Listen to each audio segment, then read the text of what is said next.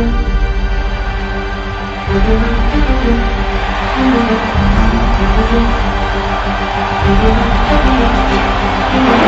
day for football. A complete full house at Legion Field. The Tigers and the Tide. Need I say more? Here we go with a showdown. The Iron Bowl, whatever you want to call it. Wilson is moving on the ball. Kick is away. Joe LeBou, 2 yards deep in the end zone. LeBou, 5, 10, to 15, 20, 25, and down he goes on the 28-yard line. Terry Davis is running the run-pass option. He's got his pass away. Intercepted at the 35 by Langner. To the 30, trying to get wide. David Langner to the 20, to the 15, and he's out of bounds on the 11-yard line. David Langner on the interception. Wheeler is wide left. Wishbone backfield. Terry Davis calling his signals. Long count again. Here is Michelia. Touchdown, Alabama. From either side to try to block the kick. Auburn trying to go after it. Here's the snap. They got it. Block kick.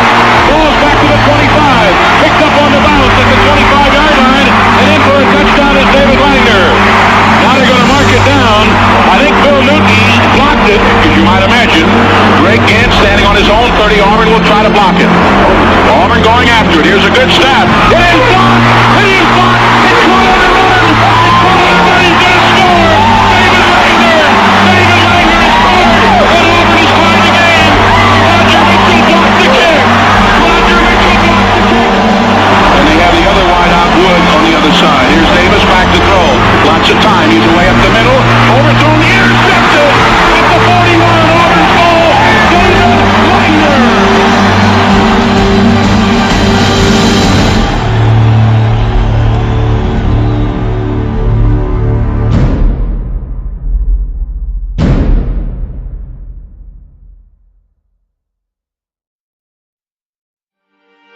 The 1960s ended on an upswing for Auburn University football as All-Americans Pat Sullivan, Terry Beasley, Buddy McClinton, and Larry Willingham came into their own, lifting the Tigers into the top 20 in 1969 before breaking into the top 10 to launch the 1970s.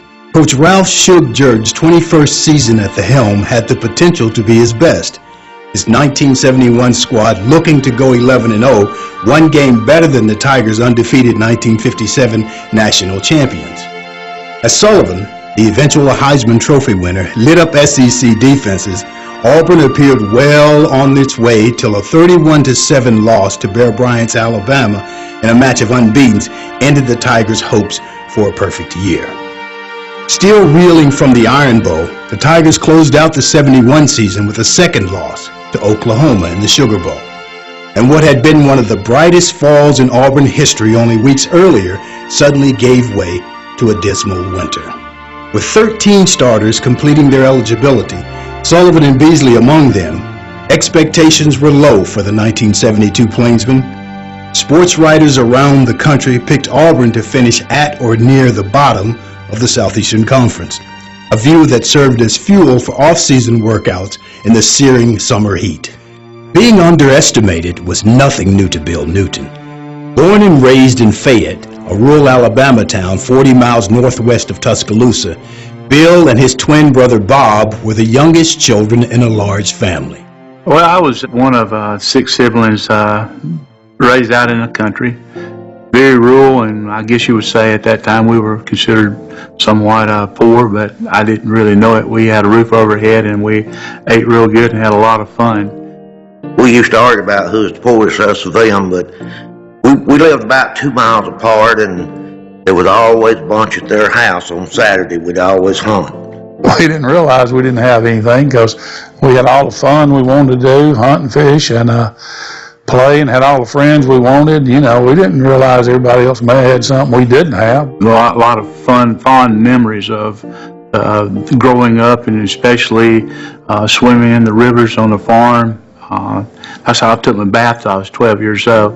We had a swimming hole back of our house, and we lived in it just about whenever we wasn't in the field working every night or whatever. That's where we come out and took our baths. You know, we always have a bar of ivory soap down there because it would float. It's great growing up in a large family. You always have a playmate, especially when you have a twin brother. But growing up in Fayette, offered me a lot. Small town, it's a close community, and very, very much part of my life. While life in Fayette offered the Newton siblings ample opportunity for childhood adventure, it also came with its challenges. Family responsibilities often took priority over fun and games, all the more so when health issues and ultimately tragedy presented a difficult set of circumstances. My daddy didn't really believe in the boys playing sports because he had better things for us to do on the farms. I remember when he passed away, we actually got up and got on a bus that morning, and of course went to school. Coming home that afternoon on a bus and never seeing him again. Because a lot of the burden and whatever be put off on me, to help the family raise the other kids. Joe and Cliff are my older brothers, and they would go off hunting or whatever, and Mother would say, "You're taking them Bill and Bob with you. Take them with you and watch after them." We made Bob and Bill what they were. My goodness, they would take us off, sit us down on a stump in the woods, and run off and leave us. We treated them bad, I have to admit, but they loved it. That was their idea of watching after us. It's hard at the time, but we had a place to live and plenty to eat and clothes on our back, and just like everybody back in them days, we made it. As the Newton family pressed forward, local coaches, seeing the athletic potential of the twins, asked for and eventually received the blessing of a Newton parent. Well, I recognized that Bill and Bob, they were in 7th grade, and we had an elementary program, and we felt like that they would be two of the top athletes when they got a little older. And so after their father passed away, I started working on their mother. Anyway, she let them come out, and they went through our junior high program. I was always small, and I think people relate to the fact that the runt has to work harder in life to make it. And Bob had the size on him. He was larger, but I know that I always had an advantage of him because when we would get in a ruckus or a fight, I could hit him and run. And he couldn't catch me. Bill was a guard, and he played linebacker on defense, I believe. And he was dominant in his size. He was a good athlete. Bill was a little bit smaller, but Bill got a big heart on him. Now when he got out there, he got after it. And he developed, and not through my efforts, but he developed with age and became a good football player. The late 1960s were high times for Coach Buzzy Morgan and his Fayette County Tigers. With 3 All-State players, 2 of them twins, 3 straight winning seasons, and a defense that allowed only 10 points a game over that span, it wasn't long before college recruiters came calling. But then Auburn finally came in at maybe toward the end of my junior year, started talking to Buzzy or Coach Morgan, and so things progressed from that. He was being recruited by Auburn, and I got to tag along. When he got to be a senior, they really got after him then. Coach Mitchell, who was coaching at Auburn at the time, he's the one that recruited him. And I kept telling him, I said, you're getting the wrong boy. So Auburn really wasn't looking as me as a recruit. Coach Morgan told me that he had a chance to get either Bill or Bob a scholarship, either one. And he said, I got it for Bob because I felt like Bill would walk on and make it. I think they kind of knew that if they offered one of us a scholarship, the other one would be there. And Sam Mitchell was talking about going into the Newton household, having to tell Bob and Bill, and above all Mrs. Newton, that Auburn was offering a scholarship to Bob, but they were not offering a scholarship to Bill. And Sam talks very vividly about the reaction of that family around that table. Bob was quiet, Ms. Newton was a little bit tearful, and Bill just said, well, by golly, I'll go down there and I'll prove myself. I'll show you I can play. We had a big signing day for Bob. Bill was just brokenhearted, but he said, Bill said, we want you to come down and walk on. He really was tore because he could not offer both of his scholarships. He told me that I fit in the same category with a lot of other smaller athletes that had the heart, just didn't have the size to play. And what makes it even better, and I'm going to say this, is that he worked for it. He paid the price with his desire to succeed. The Newton twins left home to suit up for a college football coaching legend, Shug Jordan, an Auburn Tiger at that time for parts of 5 decades, engaged in epic battles against other SEC luminaries, Alabama's Bryant, Ole Miss's John Vaught, and a former Jordan assistant now at Georgia named Vince Dooley. Heated fall Saturdays aside, Jordan was beloved and respected by rivals, peers, and pupils alike. I can't say anything more about Coach Jordan than what a gentleman and what a great mentor that a person could have as a coach. He was just a great Southern gentleman. Most people at the time thought Coach Jordan was a nice gentleman, a soft-spoken, and he was.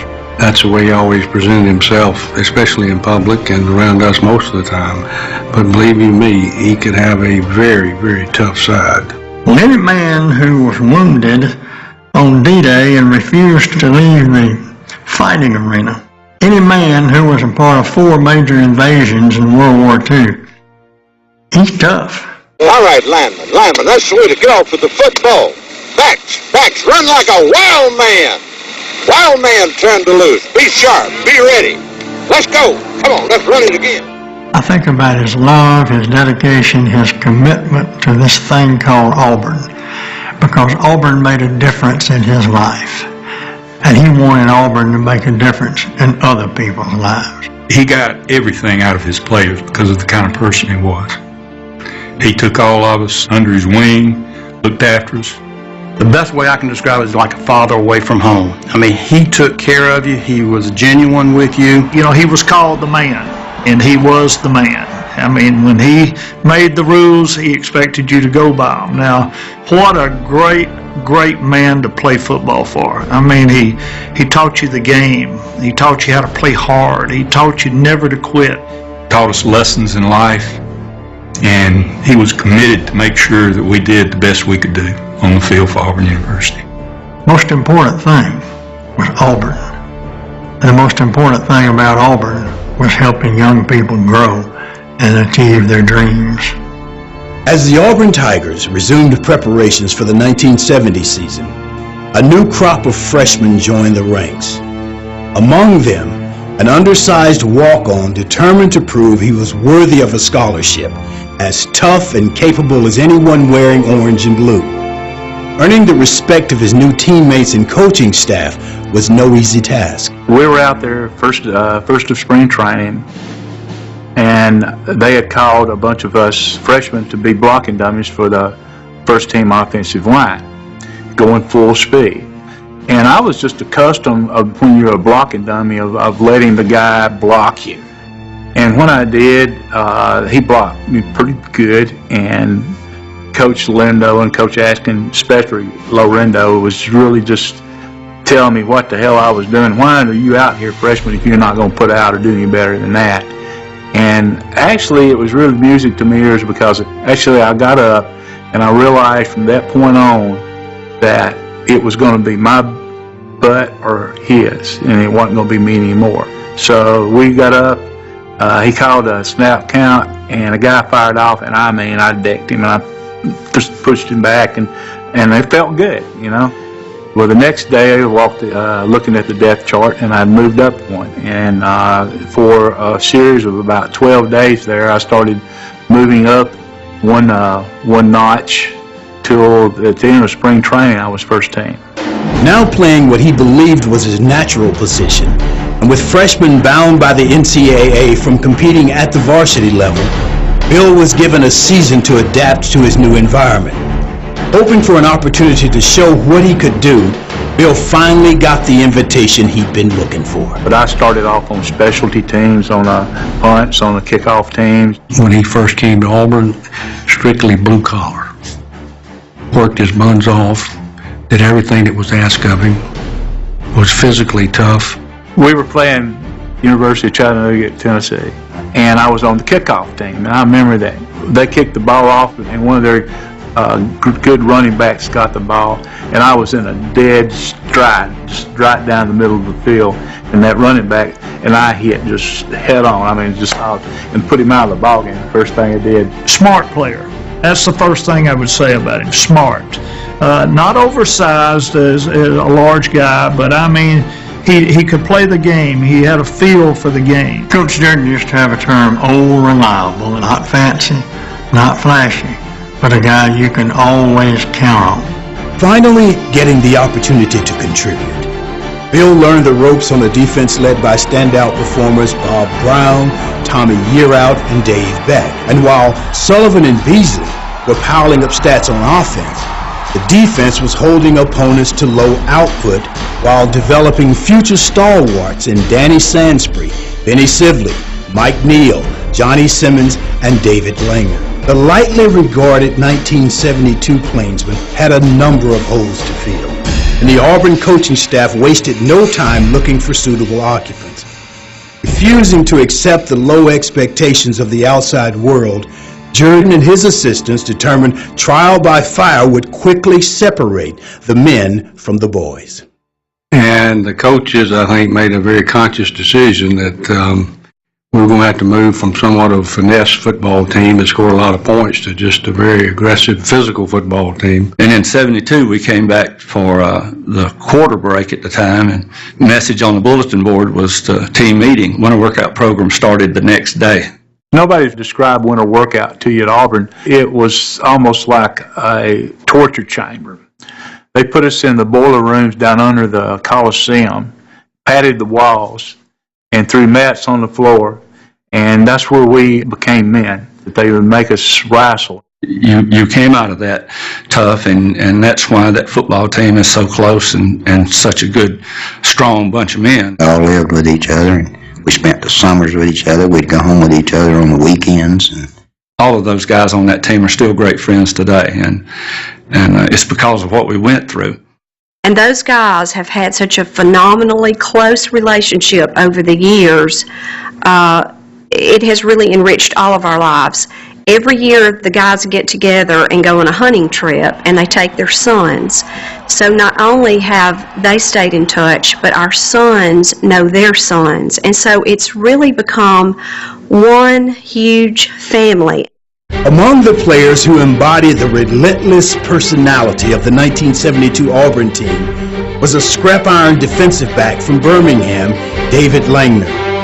Less than imposing at 5'9", 170 pounds, Langer made up for his lack of size with attitude, aggressiveness, and a willingness to take risk. We left Montgomery driving towards Auburn, and it was raining and misty raining and stuff, and we got maybe to the Wire Road exit, and as we passed that exit, this motorcycle came flying by us. We were doing maybe 60, and that thing had to be doing 90. We got to the Sewell Hall, pulled in and parked, and when we parked, I noticed the motorcycle was sitting over there, and I'm thinking, he made it, or whoever it was, somebody made it. So we walked in, come find out it was David Langer. I talked to him and met him, and I said, man, you don't get yourself killed. And I said, you had to be doing 90. And he said, well, yeah, I was doing about 90, and I was scared to go any faster because the roads were wet. David always has been unique and always will be. David had one of the best explosions on the ball from the last closing step to contact. When he hit you, and I had to go against him in practice, so I know, when he hit you, you knew who it was. He was a spark. He would punish you like nobody else in the SEC. It's hard to believe that somebody that weighed 173 or 4 pounds and was solid muscle could strike you the way he did. Shaped in the crucible of a rigorous spring and fall, the Tigers would be tested from the start, kicking off the '72 season on the road in Jackson, Mississippi against conference opponent Mississippi State. In the place of Heisman winner Sullivan was sophomore quarterback Randy Walls, one of several players getting their first taste of college playing time in a hostile environment. And we were an underdog. We were only picked to win one ball game in 72. Randy Walls comes on to warm up before the game with his jersey on backwards. I mean, that's how nervous he was. He really didn't know how we were all going to react, in a hostile environment. We went into Starkville a little apprehensive and nervous, but we knew if we could control it on defense, we had a chance. And our coaches instilled in the defense, number one, if you don't let them score, it's going to be a tie game at least. And the second thing is that we could score on defense, and that's what we did. Following a rare September bye week, Auburn added to its opening win with a too close for comfort 14-7 home victory against UT Chattanooga. Breathing a sigh of relief at 2-0, the Tigers entered the heart of the schedule. 3 straight weeks on the road against SEC opponents. Up first, a matchup at Birmingham's Legion Field, technically a home game against the talented Tennessee Volunteers, a team riding the nation's longest winning streak at 10 games. Committing to a steady ground game led by Terry Henley and a sound containment scheme, Auburn frustrated the Vols all game long, pulling out a 10-6 win to boost the record to 3-0. And suddenly, the Tigers were eliciting a few raised eyebrows among those who weeks earlier were pronouncing them dead on arrival. If I remember right, we were somewhere in the 25-point underdog range. Tennessee had ever All-American, Conridge Holloway, Jamie Rotella, Conrad Graham. That was a hard-fought game. Hard-fought game. And Tennessee, quarterback, I believe, was Conridge Holloway. He was as elusive of a runner and a quarterback as I've ever seen. Great player. Dave Beck and Johnny Simmons had known Conridge Holloway for a long time. They told him, said, we're going to beat you. We're going to beat you, Conridge. I mean, we were worried about containing Conridge Holloway from end to end. We normally rush 4 people, but we rushed 5 people all day and made it look like we were in a man-to-man defense from a passing standpoint, but we're actually running a zone. The play I remember most was Mike Neal hit their running back and stopped him and made them punt. And when they had to punt, that kind of turned the game. We threw one pass the whole ball game, 14-yard pass to Dan Nugent.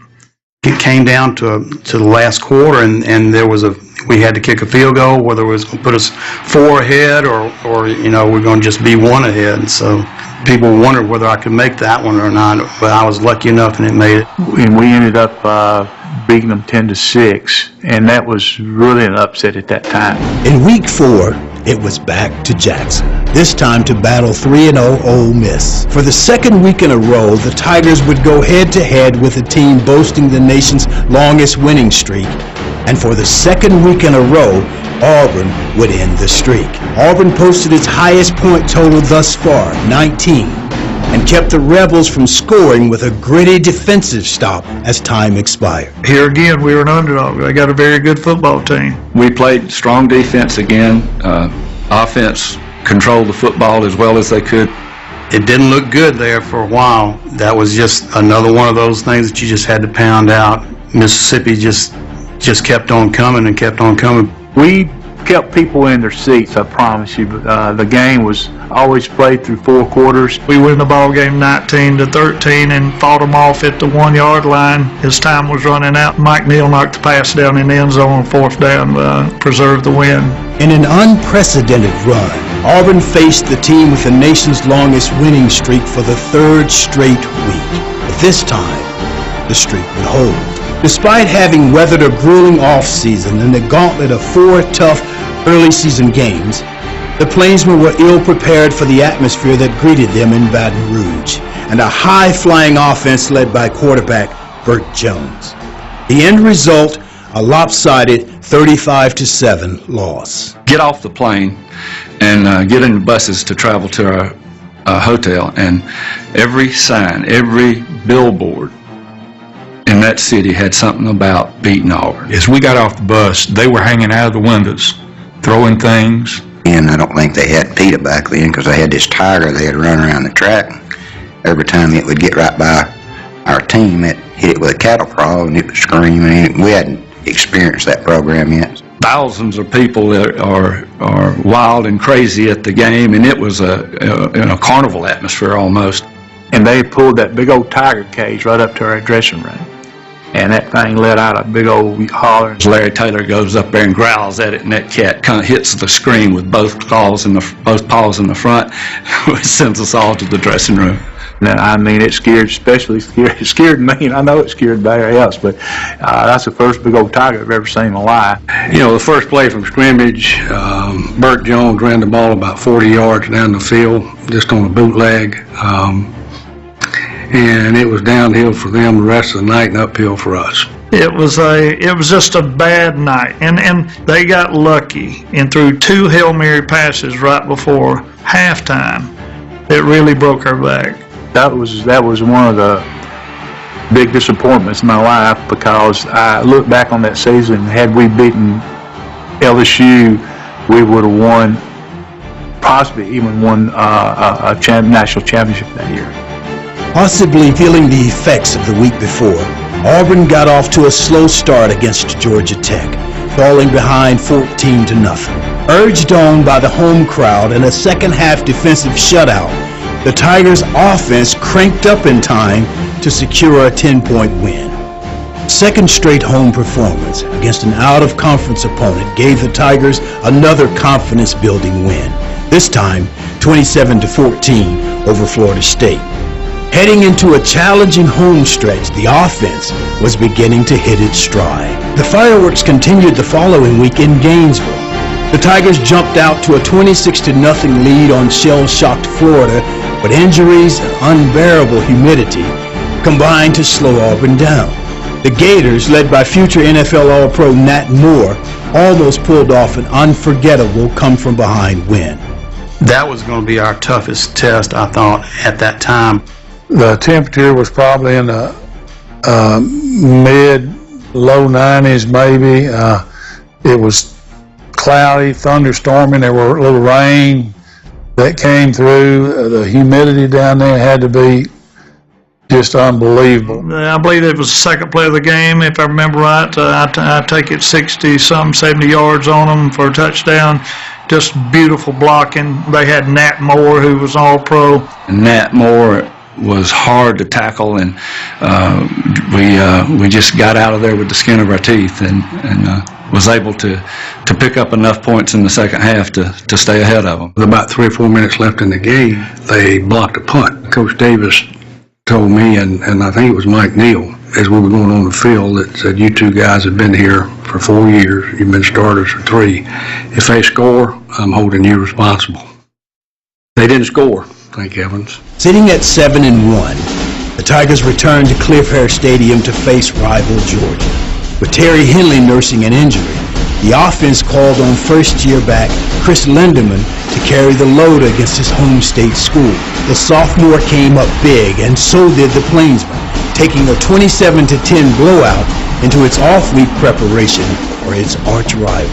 I'm from Georgia, so I had a lot of friends and relatives that went to Georgia while I was here at Auburn, and Georgia was always a huge rivalry for us. Probably made the best catch of my life. And I'm in the air, a defensive back, is the highest he can reach up my leg or about right above my knee. Randy thought it was intercepted in the end zone. I caught it right on the tips of my fingers. And I mean, I'm stretched all the way out like you're dunking a ball. He gave us first down, went on in to score. Coach Jordan chose not to play me. He said, I just want to hold you out until the Alabama game and get you completely well. And Chris Lindemann steps up, has 2 big runs to start the ball game out with, and we win handedly. Now 8-1, Coach Jordan and his Chargers could concentrate their efforts entirely on the team across the state. Alabama, ranked number 2, was playing arguably the best football in the country at the time. Since unleashing the wishbone attack in 1971, the Crimson Tide had won 21 of its last 22 games, most of them in dominating fashion. Add to the mix 2 coaching legends, a national television audience, a raucous Legion Field crowd of 72,000, and the year-round intensity of the nation's top blood feud, and you had the makings of a classic. Bino Cook, the ABC and later ESPN commentator, said, "The Auburn-Alabama game is the Mideast of college football." Keith Jackson said, "When you're born in the state of Alabama, you're born with a decision to make, Auburn or Alabama."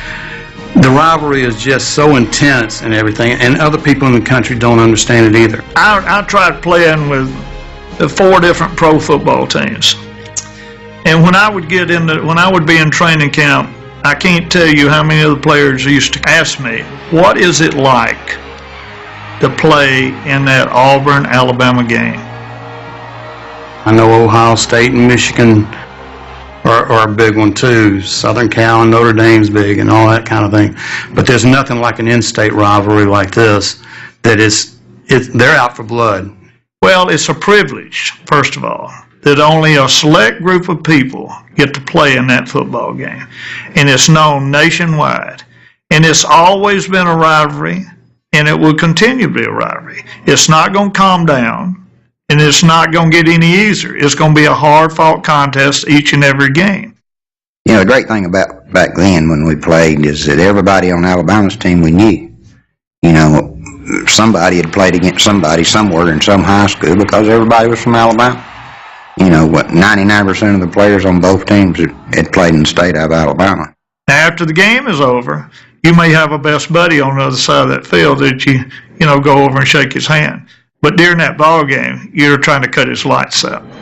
Auburn players needed no extra motivation going into the game, but got it anyway, in the form of a comment from Coach Bryant, who referred to Auburn University the week before the game as that cow college across the state. You know, leading up to the game now, during the week, Coach Bryant had called Auburn a cow college at a speaking engagement, and of course it had come back to me, and I was kind of the talker of the team, I would say, and the news media came in, and I sat them down and told them, I want you to print it just like I'm gonna say it, that I think he's a rude, immature old man to be calling us a cow college, especially when he hadn't beaten yet. There was a lot of hype going on about Auburn. Auburn was a 14-point underdog, I remember this day. I lashed out at him, and I meant every word of it. No sense to send a message like that and criticize us, and And there was not a whole lot of positive hope that Auburn could win this ball game. It was Alabama was undefeated, number 2 in the nation, and had a strong team. We're going to give you something you're going to get used to. Boom, boom. My brother calls my brother Bob up and talks to him. And said, Bob said, look, these guys are just giving me heck.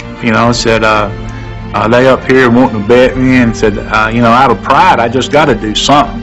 I said, I just can't, just sit here and give. And he said, are they going to beat you more than 14 points? And Brother Bob said, no, I don't think so, but you need to call Brother Bill and talk to him about it. So Joe calls me up, and realizing the fact that he's up there with a bunch of guys that would put any amount of money he wanted to on it, I was kind of concerned. But Joe, I said, Joe, take their money, take their bet. He said, I said, ain't no way in hell that they're going to beat us 14 points. Auburn had its hands full, going up against athletes as talented as any in the country, and a wishbone attack that worked with cool efficiency. Jordan and his staff had learned from their mistakes in the 71 Iron Bowl and hoped to correct them this time around. You could feel the tenseness in the air when you got to the stadium. Everyone was nervous, and Coach Jordan said at one time, he said that if you're not a little bit nervous, you're not prepared. The coaches, I'm sure, were very nervous about our performance and ability to play with Alabama, but they never did show it. It's just another walk in the park today. We knew we were capable of playing with them. Of course, that was the second year that Alabama had been running the wishbone. Our defense was a lot different from the year before as far as what we tried to do. Basically, we moved from a 4-4 to about a 4-3 and moved me over the center, and we could cover the ends. The main thing we did more than anything else from a defensive perspective is we flip-flopped David Langner and Dave Beck every play. You know, the fear of God gets in you when they run a loaded option to the outside. It was a play that you looked for every time in the wishbone. Here we go with a showdown. The iron bowl, whatever you want to call it. Wilson is moving on the ball. Kick is away. Joe LeBou, 2 yards deep in the end zone. LeBou, 5, 10, to 15, 20, 25, and down he goes on the 28-yard line. The Tigers started the game well. Langner snagging a Terry Davis pass and returning it deep into Crimson Tide territory. But the offense, in a theme that would hold through most of the game, couldn't convert the opportunity into points. We started the game off with a bang. I mean, we intercept the first pass that's thrown. David Langner does. Intercepted the pass, and I think ran it back to the 8-yard line. First play from scrimmage, I broke loose and go to the 1 or the 2, and then we don't get it in. Then we bobble the snap on trying to field goal, and they've got it going the other way another time. So if you think about it, we really started out very well, but then Alabama just kept doing the wishbone thing, but our defense hung in there. You know, our best play was a punt, you know, backing them up. David Beverly, you know, just kicking the ball out of the stadium. If it wasn't for that, we'd be behind 50 to nothing. In this game, he boomed some punts, put them have to go the length of the field, not give them short field. When we got the ball, it was like 3 downs and a punt and out. The Alabama offense moved the ball effectively in the first half, but Auburn held tough, limiting the Tide to no points in the first quarter and a touchdown and a field goal in the second. A blocked extra point by Tiger defensive back Roger Mitchell on the game's only touchdown seemed nothing more than a moral victory at the time, but his extra effort would make possible the dramatic finish that awaited the second half. The 2 block punts, of course, have been highly publicized, but the thing that made it possible for those 2 block punts to win was Roger Mitchell blocking the field goal of the extra point. 11:16 left in the half. Alabama on top 6-0. Bad snap. They got it down blocked. The point after is blocked. It was a bad snap from center. Timeout on the field. It's probably one of the most unsung heroes of that game and everything, that he put a hand on the ball and knocked it away. And they didn't worry about the missed extra point. They thought that, you know, they were going to beat us worse than that. So there were 3 big blocked kicks in that game, not just 2. Halftime adjustments had little effect where Auburn's offense was concerned. A back-and-forth third quarter saw Alabama extend its lead to 16-0. And as shadows made their way across Legion Field, Crimson Tide fans began to celebrate the game's inevitable conclusion. But the Auburn squad, whose tenacity had been forged in brutal off-season workouts, kept coming. No, I don't think there was any time in the game we ever gave up. You know, whether we win or lose or whatever, you know, that just wasn't part of our makeup. I can say that I would certainly think that nobody thought that we were going to win that game. So we knew we just had to hang in there. And the same thing on the defensive side of the ball. Well, they never quit. They never gave up. Danny Sansbury, he dealt them fits all day long, and Johnny Simmons, you know, knocked their heads off every chance he got. I remember that the crowd, the Alabama crowd, had already started leaving the stadium, but not one Auburn fan had left. They were still there. With time ticking away, Auburn finally managed to move deep into Alabama territory. Facing 4th down and less than 10 minutes remaining, Coach Jordan had a decision to make. We went to the sideline, and it was the first real drive we'd had all day, and we had like 3rd down and 4 yards to go or something like that. And, you know, I'm telling Coach Jordan, I'll get the first down, just give me the ball, I get first. And he put his finger up, you know, be quiet. Coach Jordan called me over and he said, "Gardner, you think you can make this field goal?" And I said, "Well, Coach, I think I can." And then boy, that kind of set him off too, because I said, "Well, this is a hell of a time to be thinking about it." And all of us were wondering, why are we doing this? Why are we trying a field goal? And I remember here in the stands, a lot of people in the stands not really agreeing with that call. It was the first time that I'd gone out on the field and I was booed by probably about 78,000 fans. Both sides of Legion Field stood up and booed for entirely different reasons. The Auburn crowd stood up and booed because they felt like perhaps we had quit. We thought we couldn't win the ball game. The Alabama side stood up and booed because if we kicked it, that blew the line, so to speak, which was 14 bullets, and that would have cut it to 3. 42 yards if good, and if it's not a fake. No, it is a kick. Jett is away on the kick, and let's see, it is good. It is good. The snap came, and it was not a great snap, but it kind of bounced in his hands, and he got it up on the tee, and I kicked it, and it was a pretty good kick. I was even proud of it, really, and it actually did hit the post and just grazed it on the inside and made it. We felt pretty good, you know. You put points on the board, it brings your spirits up. I said, yes. I said, we got a hold of them there on. So I think I kicked it up another notch. That really, to me, was the change in the ballgame. 16-3, Alabama leading. The Auburn defense took the field knowing there was no margin for error.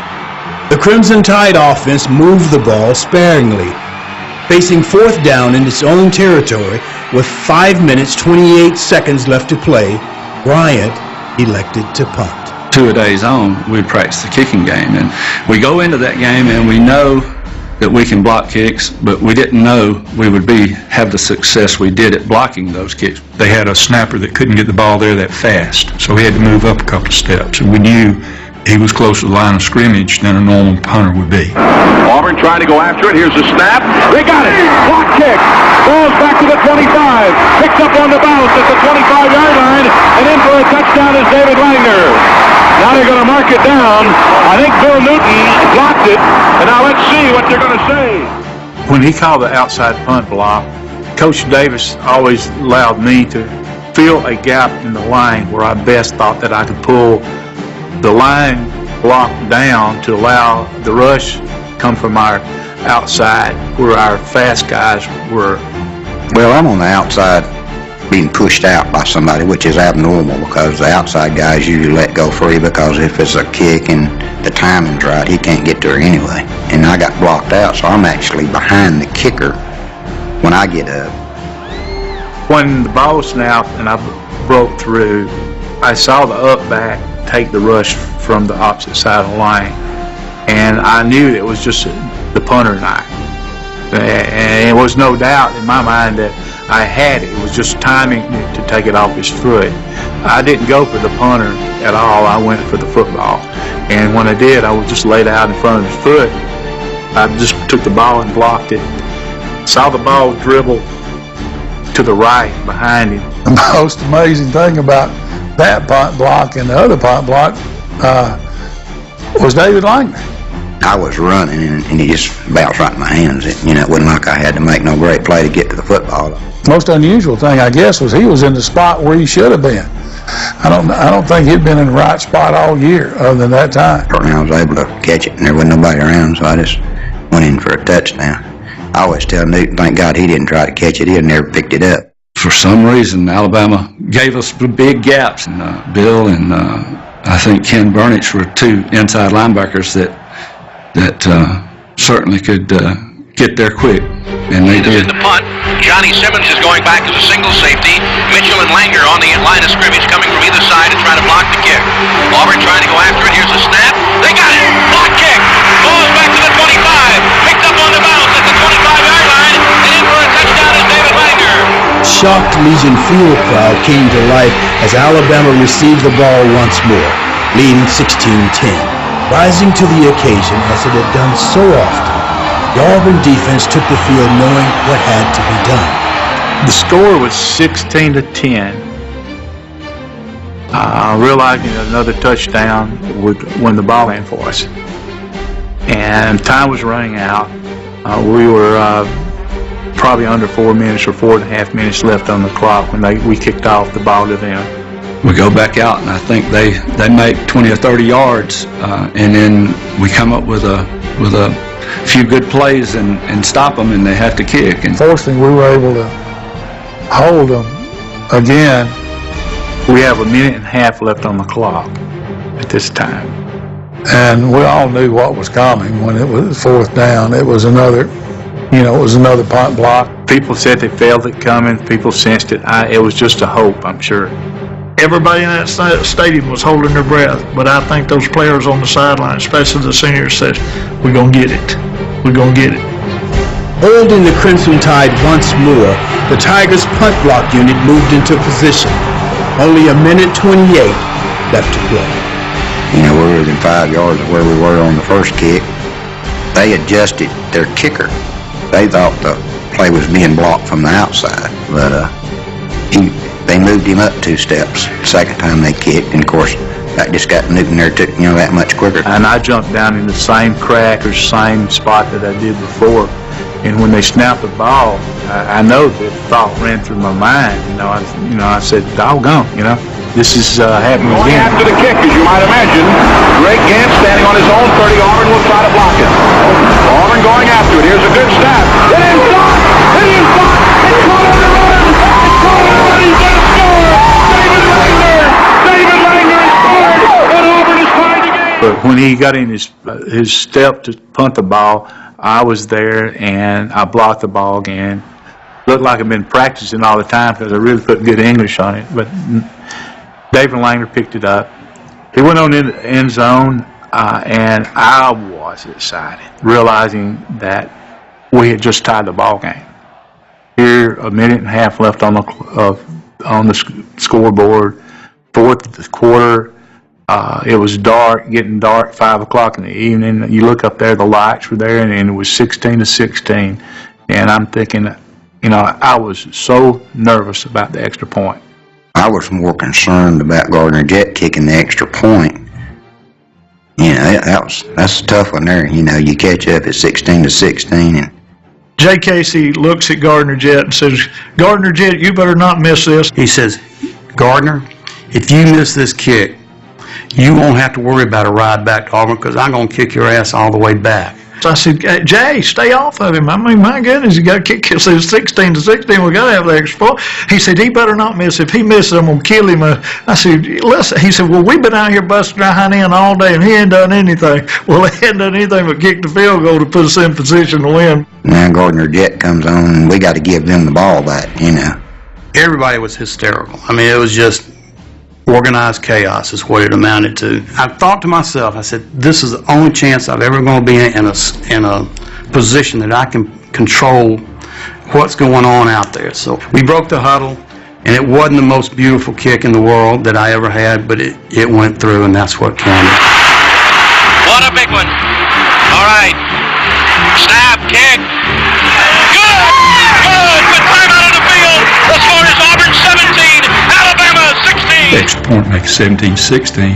The crowd was nuts. I mean, you couldn't hear yourself. I leaned over and I said, "Great job, David. Great job." He said, "Why is the crowd so excited? We're still behind." He didn't realize that he had just put us ahead, and the extra point had possibly won the game at that point. We only had a couple minutes left of the game. As dusk settled in over Birmingham, Auburn suddenly found itself with a lead to protect. The Crimson Tide offense lined up, but David Langner was waiting. Wheeler outside of him, and they have the other wide out Wood on the other side. Here's Davis back to throw. Lots of time. He's away up the middle. Overthrown, intercepted at the 41. Auburn's ball. David Langner. And then Alabama starts to move again, coming up the field, and then David Langner, here he is again, intercepts the ball at the end of the game. He just knelt down on the field. It's just like he was exhausted. Actually, I threw the ball, and I didn't even try to run. I just knelt down on my knees because I knew it was over, and of course the whole team came out. As time expired, an Auburn celebration ensued, while those wearing the crimson and white shook their heads in disbelief. 17-16, Auburn. An Alabama national championship run derailed, and the words "Punt, Bama, Punt" soon to become the unofficial moniker of one of the greatest games in Iron Bowl history. That was it. That was probably the most memorable. Everybody has always seen Rudy and think you'll get carried off on their shoulders and everything, but that to me was the most memorable moment of the game because I had never been mobbed by my teammates before. You know, I was a defensive guy. You don't mob defensive guys. You know, it's always the quarterback or doing a bunch of rah-rah stuff. But we knew it was over. Alabama, their fans were just sitting there dumbfounded. They couldn't believe it because we were not, Alabama was number 2 in the nation. The number 1 team had lost. So they were actually number 1 coming out on the field that night. And though the crowds, the people started pouring over the fence, they were young guys, young kids, anything, chin straps, whatever you had on you, they were jerking it off and saving it for souvenirs. And one of the biggest, I remember even the atmosphere in the dressing room, the coaches could even, didn't really get a chance to even speak to the team on a one-on-one basis about what a great game and was it because we had so many people in there to just overrun the stadium, overrun the dressing room. Coach Sheridan told us that night, he said, I will go anywhere, any place, and any time with y'all and play anybody. It was a happy bunch of guys. I'll tell you that. I mean, just he was jubilant too. I mean, he was so excited. I mean, and but then again, we won with what he taught us. We won with those 7 Ds. We won with the discipline of playing defense well. And we won when we were down, and damn it anyway, let's find a way to win. When all else fails, let's damn it anyway, let's find a way to win. The span of an afternoon, 2 undersized, underestimated young men became a part of Auburn football legend. Though their lives have been permanently impacted by 2 unforgettable plays, they say the ultimate reward is being part of a unit. Brothers who fought, laughed, shared disappointments and triumphs. It wasn't just me. You know, we had a team. You know, our team is still as close as we were then. You know, we still meet all the time or see each other all the time or have players that we take care of and do things for. And, you know, there never was a individual on that team that was any better than anybody else. We have a family. It's always been a family. It wasn't something of a name that was just created. It's always been a family. Season, the team is captured in the 2 blocked punts. Those 2 blocked punts are but outward and visible symbols of what that team had in its heart. That's the reason it was a great team. And that's the reason the defense was able to hold on. And that's the reason those 2 blocked punts took place. Well, it's really quite incredible because no matter where we go, when somebody finds out that Bill is the one who blocked the punts, they always begin telling stories of where they were. Now, you can just about ask any Auburn fan, you know, what is one of the best games that you remember? Let's say 17-16. Just having somebody remember something that you did, because that's what a person strives for in their life is something that goes down and that is carried forward, and I'm proud of that, very proud of that.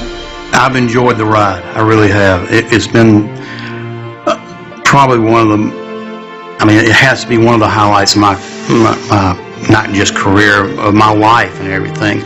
I have to be the luckiest guy in the world. You just really don't realize the impact that maybe 2 minutes of your life makes 40 years later. And it means a lot to all of us just because, you know, we're part of history. Roger Mitchell, the guy who blocked Alabama's first extra point, walk on. Bill Newton, the guy who blocked the 2 punts, walk on. Gardner Jett, who kicked, as Gary Sanders said, that all-important extra point, walk on. So that team was made up of a lot of little Davids going against Goliath. They believed in themselves, their destiny they knew, and they had the stuff to make the dreams come true.